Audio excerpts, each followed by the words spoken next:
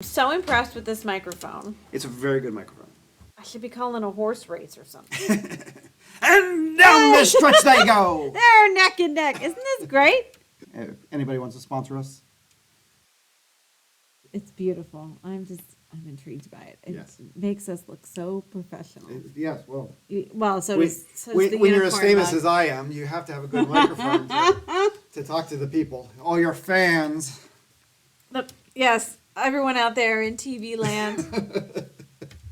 It reminds me of my daughter. We did a video one time, and my daughter, she was 7 or 8 or something like this, and she walked up to me, she goes, "To my fans."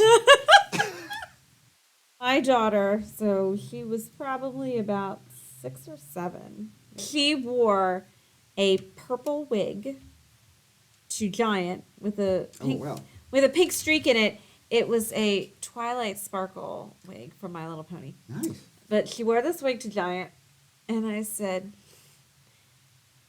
"Why are you wearing that?" And her response to me was, "So people won't know who I am." It's like, oh. Of course, you have to go I incognito. didn't know you were famous. No, please, my fans. Oh, they just mobbed me at the Giant in the produce section. Suddenly, can I have your autograph? Oh, All I wanted just trying to get a was banana. a bunch of broccoli. The spinach is going bad by you asking me to have my autograph, please. Welcome to our show, by the way. Not sure why she thought that. Hi, everybody.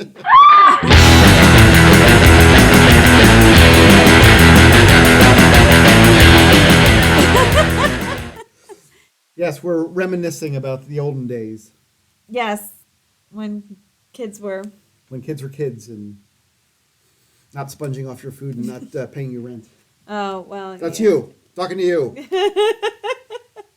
My kids don't pay me rent, but they're still really young, so Yeah, I well, guess I can't get mad at them for You're, that yet. no, you should get a job. I'm telling you that I don't. Honestly, yeah. It's a right to work state. What? You're under 10, you can work. My one, she's already discussing that she's going to work at the Philadelphia pretzel factory. I really think she just wants to bring home those little rivets at the end of the day with some brownie batter dipping, which She gets a job there. Put good word in for me, please. how could I say no to that? I'm there. Yeah. They always said if you get a job at a pizza place, you lose your taste for pizza. Is that true? Nope. More Fox's lies. Pizza Den, Bedford, Pennsylvania. More lies that they tell you. Yes, I opened up the Fox's Pizza Den. I was one of the first employees. And, Oh, wow. It's a very small town, central Pennsylvania. Dan, you'll know where that is. You've been there. And they opened this little pizza place. It's a very small town, and at the time there were no delivery places, so nobody knew that you tipped delivery drivers. And I'm driving my car to drop off pizzas, and I'm getting paid $3.50 an hour or whatever it was at the time, plus tips. But I was getting paid $3.35 an hour or whatever it was at the time, and no tips. Probably especially out there where like delivery was probably just in itself a totally foreign concept. Yeah, Who do you no. deliver to? Well, if we had deliveries, I delivered them, but the gentleman who was the local manager came in from out of town and was setting up the whole place. He had opened up a few stores, and he said, "Well, we're going to have the delivery be in Bedford Township," Okay. which sounds great until you look at it on a map. Bedford Township is 2 miles wide and like 15 miles long, and Oh, the store's boy. right in the middle, which is great. Great. But then one day I said, "I know the map of Bedford. You do not want it to be that big." He goes, "Really?" He goes, "I have a delivery to the very bottom end. Come with me." So okay. About 20 minutes later, we pull up in the driveway. He goes, "Yeah, this is too far." I said, "Could have told you that." I think I did tell you that. Too far. A delivery was also just a foreign concept to me growing up. I mean, our town wasn't as small as like Bedford, but there's no one No. around No. to deliver to. Yeah. Or no. And I was delivering on horse-drawn carriages back in my day. So Oh man. you know how old I am. Yeah. I thought it was by chariot or something. Well, that was my parents. My parents rode by chariot. I had a Conestoga wagon, and we took that one. But You could fit a lot of pizza in a Conestoga wagon. it would be cold by the time you got it anywhere. But yes, you could. You could snack on some of it. Put an extra couple. Oregon in there Trail. for you. Do you have pizzas? Yes, I have pizzas. You have survived. You know, they still play that game. Oh yeah. In elementary. yeah. My daughter was Yeah. discussing it with me, and she goes, I played this thing called Oregon Trail. I'm like, Oregon Trail! Who died? Yeah. You died of dysentery. Yep, who died? And then I said, did you hunt so much? You had too much meat? You could. Yes, I said, yep. Oh, the delivery of pizza goes back to my first car. Oh. I was delivering in my first Did car. you? Oh. So it was not a Conestoga wagon. It was not a Conestoga wagon. No. It had pneumatic tires and everything.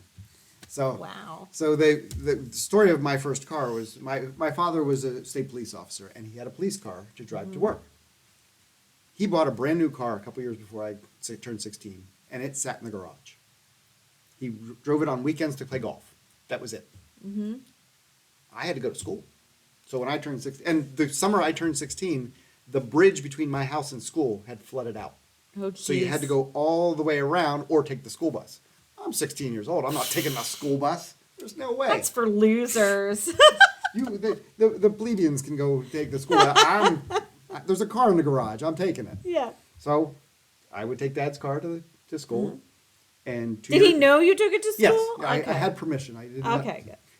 2 years later, when I went off to college, I stole the car and took it to college.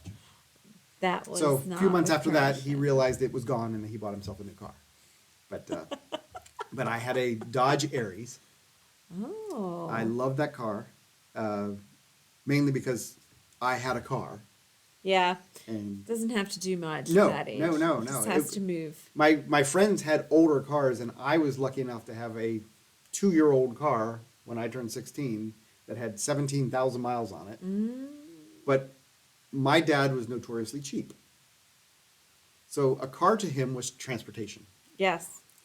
So the car he sold before this was a 1974 Subaru, vinyl bucket seats. Oh, wow. Yeah, I think I can remember that. I think it was $1,600 when he bought it. It was sitting on the lot for a year, so it was brand new, but it was a year old. He bought it in like 75. It was like $1,600.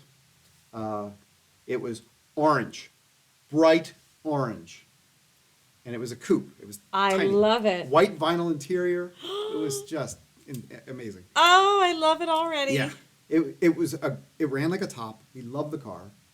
It kind of rusted out, and he patched the holes with Bondo and sold it to a friend. So his friend drove it for a few more years. It was a great car. But when he sold that, he bought this Dodge Aries, which was the base model. Chrysler introduced the Aries and advertised it as being $59.95 for the base model. Okay. Ours was $6,700. It had a couple options. But it had the vinyl bench seat. It was a 6-passenger car with a stick shift.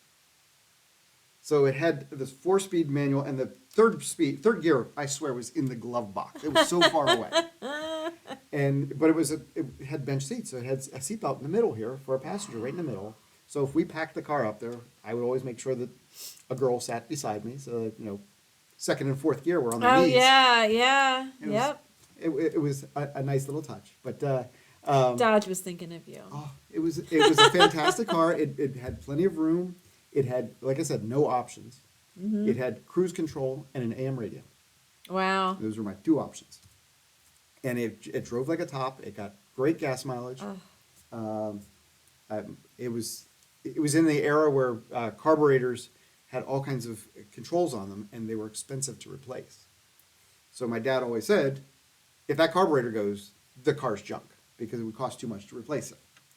So after I graduated college, it had about 95,000 miles on it. Okay, it's still running good. I'm getting rid of it. So I traded it in and got another car. But if I could find that car today, You'd which buy it I'm in a sure it's in the heartbeat. junkyard somewhere, I would buy that car back. Yeah. I loved that car. In a heartbeat. I think a lot of people feel that way about their first car. Yeah, and you? Actually, it's a sort of similar story. When I turned 16, my parents had a Minivan. I'm trying to think of which minivan. That would have been. It was a red Chrysler Town and Country. Oh, I'm nice. not sure what year it was. Very nice. And we also had a 1997 Chrysler Cirrus, and we had a Plymouth Sundance. Do you remember those? Sundance, yes. Yes. So my parents bought two Sundances because my older brothers, when they turned 16, those were the cars that they drove. We had a red one and a gray one, and was it like one of the first cars to come with airbags standard, I think. Right. That's why they bought it for Good. teenage boys who were learning how to drive. My brother Chris had the red one, and my brother Matt typically drove the gray one. And I think that car was, I think the gray one was still around when I was learning how to drive, and I didn't like it. Like, I don't know. I just didn't like it. I couldn't tell you why I didn't like it, but I didn't. And I actually liked driving the minivan. Like, I think because I sat up really high Right, and yeah. I was tiny and I felt like I could see things better. But eventually, really, the Cirrus became mine. That's the one that I drove. I started to feel comfortable with it. I loved that car. It was great. Yeah, Cirrus was a good car. Yeah. It was so nice. It was so smooth when you drove it. Like, it was like no effort was made on that car to do anything. And you barely press the gas and you'd be Good. gone. Good. And it was similar. It was about 2 years old when I started driving, and I, was lucky because a lot of my friends had Oh, yeah. Yeah. crappy cars, or not even crappy, but like I remember when I was in high school, there were a lot of like Toyota like Corollas and Yeah, Cam- Corollas are I always a mean, good first car. Yes, a lot of those, and I had this Chrysler Cirrus, but it was big. It was Well, a big car. for the time, maybe. I mean, Well, no, I had I friends know. who had Compared to good the little- 70s Cutlass Supremes, which were Yeah. big cars. Compared to the little Sundance. Yes. And then they traded that in for a Dodge Neon. Another small car. Yeah, the Cirrus was a lot bigger, but I was more comfortable with it than the little ones. And I just sort of took that car with me to college. Nice. So I didn't steal it necessarily, but I just kind of took it with me. And then when I graduated college, my parents they just gave it to me, and I drove that car till 2010 when I got the Fit that I'm driving now. So I drive cars into the Absolutely. into the No- ground. no But reason it not to. really Yeah. it really didn't have major issues with it, but I was worried that it was going to start Right. because it hadn't yet, and it was now, what is that, 13 years old, and Yeah.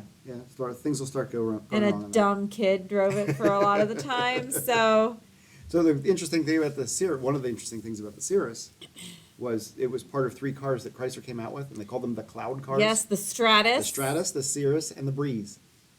The Breeze. Okay, I remember Breezes. Yeah. My uncle had a Stratus. Yeah, and it was very similar. Oh yeah. Yeah. They were all exactly the same body. They just Yep. had different noses and trim and such. Mine was the best color. The Cirrus was the top of the line model. Well, it was like this really cool color too. It was like Say it was gray, like blue gray. it's like a green gray. Oh, okay. I think That's it was nice. called like Silver Fern or something. I had to look it up. It was Yeah. such a cool color. And like that's one of the reasons I know it's really shallow and you shouldn't like a car based on its color. But that was like one of the things that like was so neat about it because I don't see cars even today. I don't know if I've ever seen a car that wasn't a Chrysler Cirrus that color. Right. It was just such a cool So color. I loved it. buying cars on color is not Recommended. it's not recommended, but it's also not an anomaly. I sold cars very briefly and very poorly. And so one day, the dealership we had a fleet of used rental cars, Ford Tempos, a whole bunch of them. Mm-hmm. And I remember Ford Tempos. everybody remembers Ford Tempos. 'cause Yep. They were everywhere at one Yep. point. And this woman came in, and I don't think she had ever, And she definitely never bought a new car. She, and she was, I was just out of college, and she was older. I'm going to say she was 40-ish. And she had her mother with her, who was probably 60-ish. And the two of them, I said, get in the car, we'll take you for a test drive. We took the car out for a test drive. She came back, she pulled into the lot, she goes, so do I write you a check? I'm like, there's more to buying a car than just somebody else. But she bought the car, she picked out the car because of the color, and it was about the color of your cover there. It was this deep blue, it was a very pretty car. Yeah. But she spotted it on the road, she goes, I want to drive that car, and she drove it and she bought it. And there was no negotiation, so the price on the windshield was what she paid. And I wish I'd still be selling cars today if it was that easy. Yeah, It wasn't. Darn. So my little orange car that I have now, I mean, I wanted that. I wanted a Honda Fit. That's what I wanted. I thought it was appropriate for what it fit what I needed. They name it that because it fits in your pocket. It does. It's so cute. I went from a Cirrus down to this little tiny, it's probably like half the length of the Cirrus. But I remember there are two Honda dealerships, and I had to go to the one that was farther away because they had the orange one. My husband's like, Yes. where's the orange one? Right? No, I went to buy my first new car. When I went to buy it, I was living in Philadelphia, and I wanted to buy a Suzuki. Mm-hmm. And there was a Suzuki dealership in Westchester and one in Philly. Mm-hmm. And the particular model I wanted, they came in 3 colors. And I went to the one in Philly, and they had a white one. I'm not a big fan of white cars. Yeah, But it had a white one there, and it was everything I wanted. And I went to the other dealership, and they had all 3 colors. They had 3 models. They had a red one, a white one, and a black one. That was all of them. But nobody came out to talk to me. I walked around those cars for at least half an hour, and not one person came out to talk to me. They were not very motivated to They make were a not. sale, So were I went they? back to Philly, and I bought the white one. Yeah. And drove that one for 14 years. Wow. I love that car. Uh, But my mother, she's watching, is the My best mom. one to go to a car dealership with. She is fantastic. oh. First of all, I set her up by warning her on all the things you have to look forward to when you're buying a car. The one thing that bothered me when I was selling cars was that my boss would tell me that you can't sell to a woman. Now, granted, this was a while ago, but it still permeates the business that managers will tell male, probably even female salespeople that you sell to the man. Mm-hmm. And even then, I'm like, I was 22, 23. Yeah. Like, no. I'm not just waiting for her husband to show up so I Yeah. can sell them a car. I'm like, if a woman walks in here, I can sell her a car. That's right. She wanted to buy one. She came here. So a woman left our dealership, and my boss said, you know why you couldn't sell her? Because her husband wasn't there. I'm like, she bought that car that she brought it in there. And a few days later, she came in and traded it and bought a different car. I'm like, she bought the cars on her own. Oh I my saw God. that at that young of an age. But my mother was warned of these things, and we went to buy a car. I just went to stand by her. We get to the dealership, we sit down, and the salesman comes over and introduced himself to me. And my mom flipped out. And she's like, I knew you'd talk to him. I'm buying this car, not him. I was sitting on the end in the cube. I was the first one he came across. So he shook my hand first. He had no idea who was buying a car anyway. But he introduced himself to me, and she just went off. And she had every right to go off. No problem. But she was keyed up. She was ready for a fight. And that's how it was at every dealership. I have a story about every car she's ever bought, and they are all fantastic. And they're probably like, okay, man, Oh. just take the car. Yeah, I'll give it to you. we negotiated on that car, and I gave her some numbers, and later on figured out they were wrong. Yeah. I was looking for a lower price You were than in we should have been trouble, negotiating weren't from. you? Yeah. No, she got her price, Oh my gosh. even though I was starting at a wrong base. and she's the best because she'll decide to buy the car. Yeah, I'll take that price, even though you know it is a stunning price. Okay. Yeah, okay, I'll take that price. Fine. Mom, you just got to steal. Remember Deal that. with it. Yeah. Sellers beware when mom's in town. Did you ever have? Let's see. I don't want to. We want to make this appropriate for our audience. Everything's appropriate. They're friends. Come on. Any memorable escapade in your Dodge Aries? The Aries went through so much with us. Because it was a 6-passenger car, and Oh my gosh, when I was off at college, everybody nobody had a pile car. in. Well, Yep. nobody had a car, and so we went somewhere. I drove, and I can remember I went to a 2-year branch campus of Penn State, and it was a dry campus because nobody's supposed to be older than 20 there. We had a friend who was 21, and so he bought alcohol, and we decided to go to a movies one day. And I can remember my friend sitting in the front seat and the older friend in the front seat letting them into the back seat. It's a 2-door. And one of them pulls a flask out of his jacket and hands it to him. He goes, "You're 21, you carry this."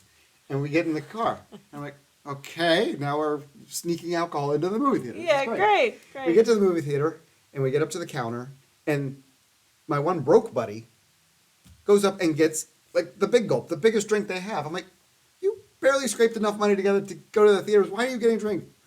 Naive me thinking, oh, he's mixing with the alcohol. Okay, so by the time we left, I was designated driver, so I didn't drink, but they were blitzed. It was I can't tell you what movie we saw, but I remember it being a fun night.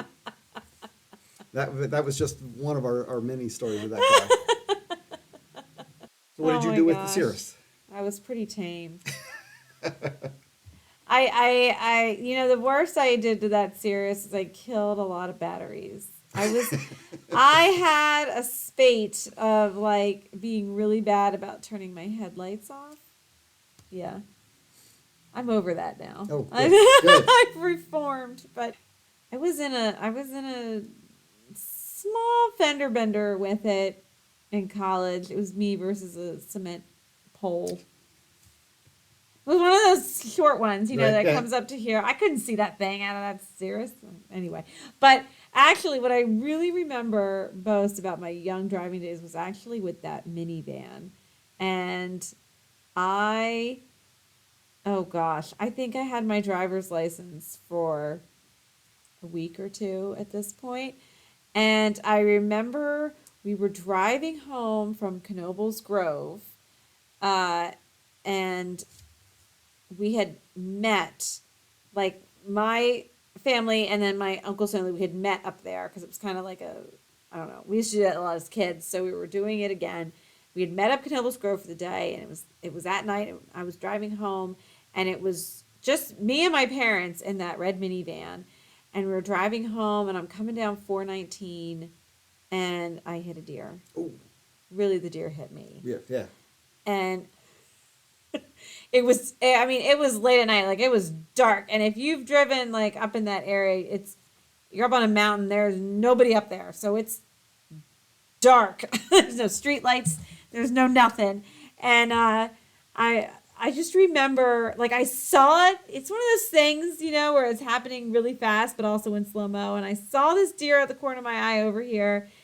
And then the next moment, its head is right in the window, my window. And I screamed. I kept driving. And I finally pulled over.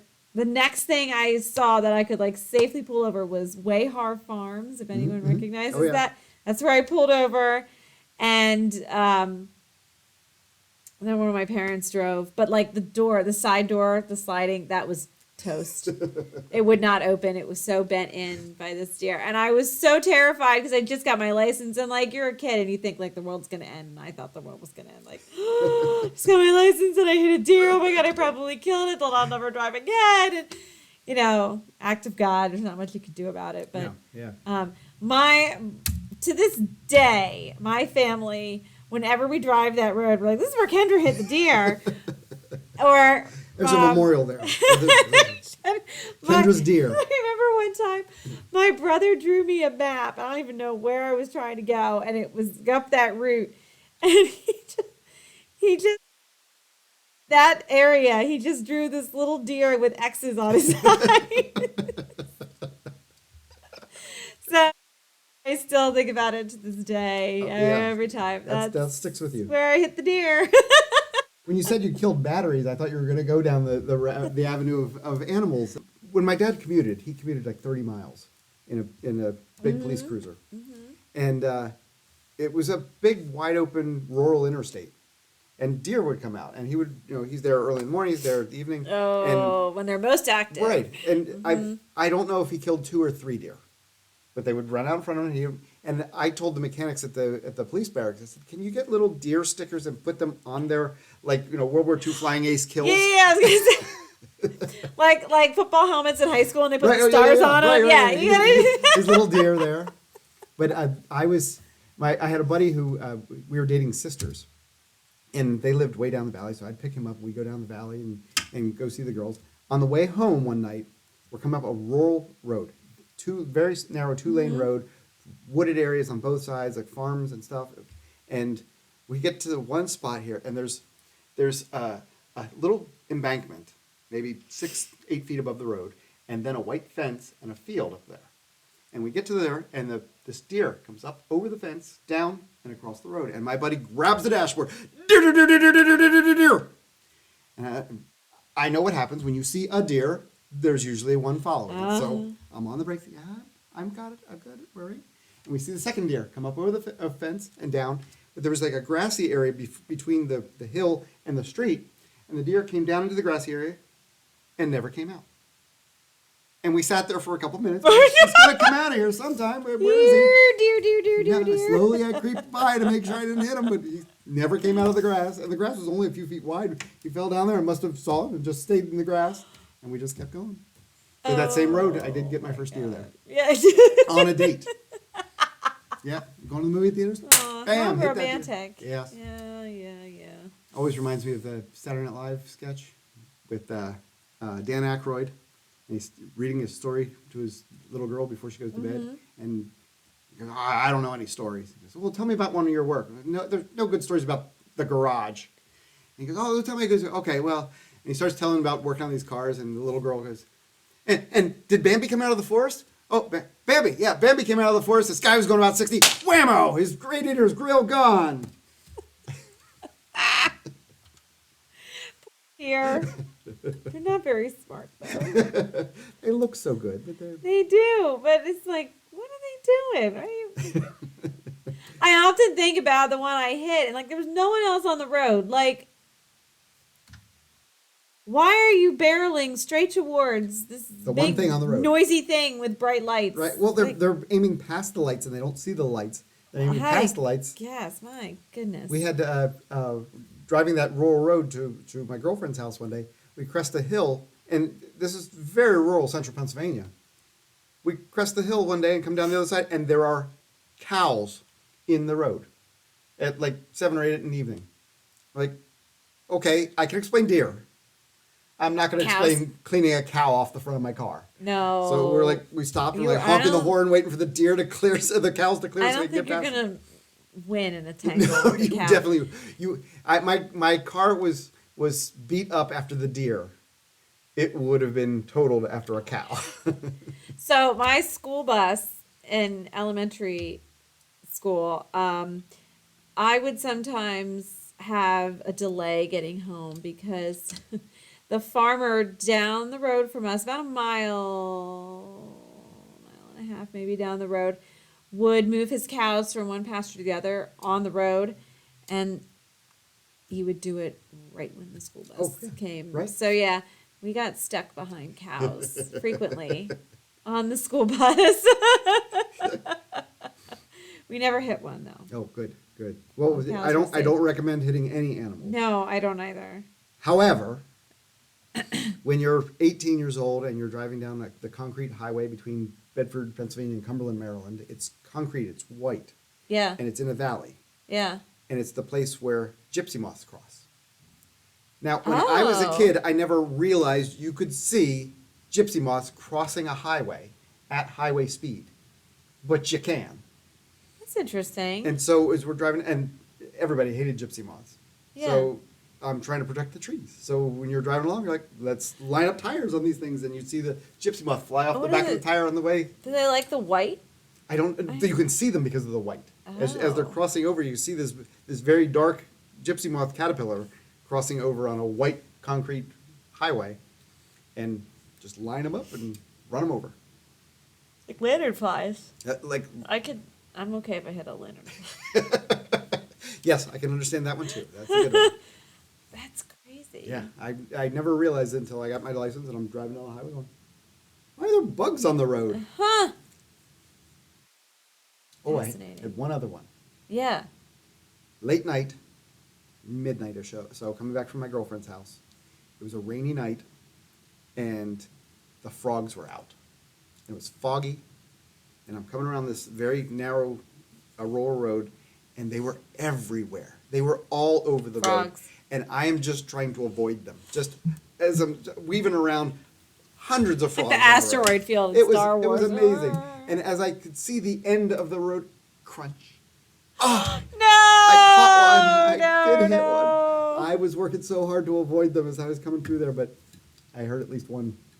So my heart goes out to the frog and his family. One dumb thing I did. Well, I did a lot of dumb things, but we one all? really dumb thing that I remember doing with my Cirrus.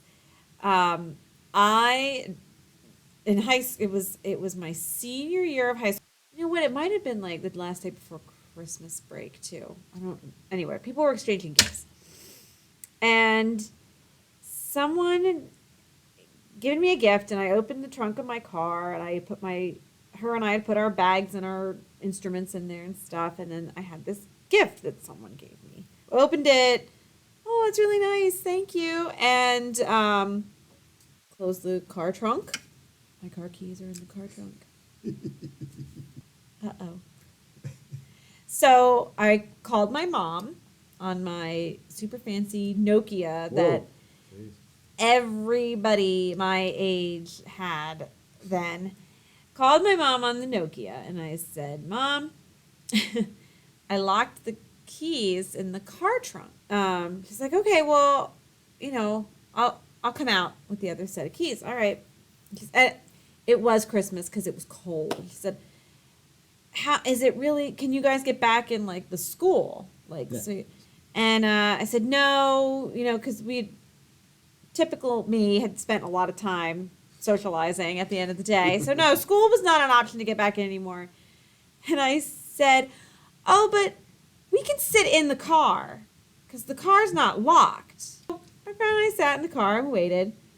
And my mom came, gave me her set of keys. And I opened up the trunk and got my keys out and we went on our merry way. So at dinner that night, we're talking. Dad said anything interesting happened today? We told my dad, well, I locked the keys in the car trunk. What'd you do? And I said, well, I called Mom. She came. You guys weren't cold. And I said, no, we sat in the car and waited. He goes, The car was unlocked? he said, wait, the car was unlocked. He said, well, yeah. He goes, well, then why couldn't you get your keys out? And I said, well, I couldn't start the car. I need the keys for the ignition. He said, come with me.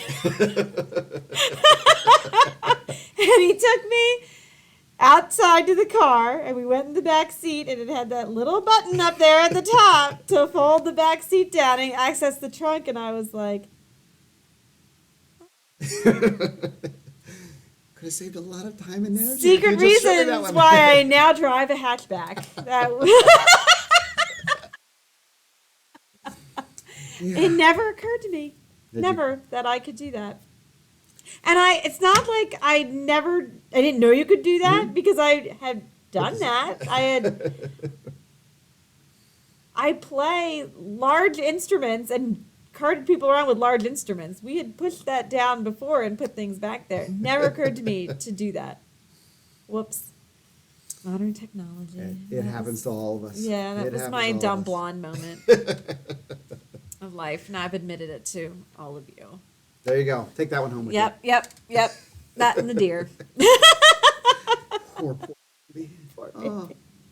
Oh no, it was Bambi's older brother or something. Sister. I don't even know if it had antlers. I was so distraught by this deer going in my window. Woo! Yeah. Terrifying. So. Yeah, deer are not the brightest. I drove home one night and came up the back road, which I never do, to my house, and a deer came out and ran into the side of my car. Mm-hmm. And my little car was cheap thin metal car. I'm like, oh, I love this car, and that deer just dented it. He literally hit the side of my car Oh, yeah. as I was moving. I didn't Boom. hit him. Yep. I literally got hit by the deer. Yep. And I get home, and I'm ready to see the big dent in this little tiny door in this car, and it has this little spot of blood. And that was it. There was nothing else. It's tough. Yeah, I was It's very tough. happy. I was Yeah. very happy about that. Yeah. That car went through a lot. I crossed Route 30 in St. David's. Oh, cool. It's 5 lanes of traffic there. And I'm sitting at the traffic light, and I'm crossing over 30. And I get all the way across, just about all the way across, when somebody blows the red light and clips me in the rear. I am almost all the way across the road when this woman hit the rear of my car and just caught the corner of my bumper. No damage to my car except for the red mark of her bumper on the white car of my car, on the back bumper. And she just kept going. I'm like, La-di-da. can't even get the paint fixed on my car because she just kept going. Yeah. Well, I sympathize. If I'm like you, if I could get that Cirrus back, Ah, that'd be a good car. totally Yeah. would. I understand your Aries. My Aries was a beast. I love that car so much. Yep. And Totally. I still have friends who come up and say that Aries was such a great car. Yeah. And it's more that I had a car when I was 17, Mm-hmm. and they knew they could get a ride in it Yep. wherever we were going. Yep. It had a vinyl bench seat and a plastic steering wheel. In the summer, I had winter gloves to use the steering wheel because it was so hot. Hot. I was 16 or 17, and I put a Hurst chrome shifter knob on it, Uh-huh. which meant you couldn't shift it in the summer. So the glove was there to put it into gear. It was a spectacular car. All Everyone- 84 horsepower. The first car is always your sentimental favorite, so definitely our Yeah. viewers should comment with their Yes, first car. put in the 'cause comments on your favorite car. or we your want to first see car. what your first car was. Absolutely. Yeah, definitely. Good. All right. Great. Well, thanks for joining us again. Been a lovely afternoon. Absolutely. It's 145 degrees outside at the It moment. is. We're gonna stay here Yep. till the sun goes down In November. in November. We gotta wait till it cools down a little bit. So yes. So enjoy yourself. Yes. Stay safe. Thank you, and we will see you next time to talk about something. Not sure yet. We'll Here fig- with us figure in it the out. afternoon. That's right. Have a great one. See ya.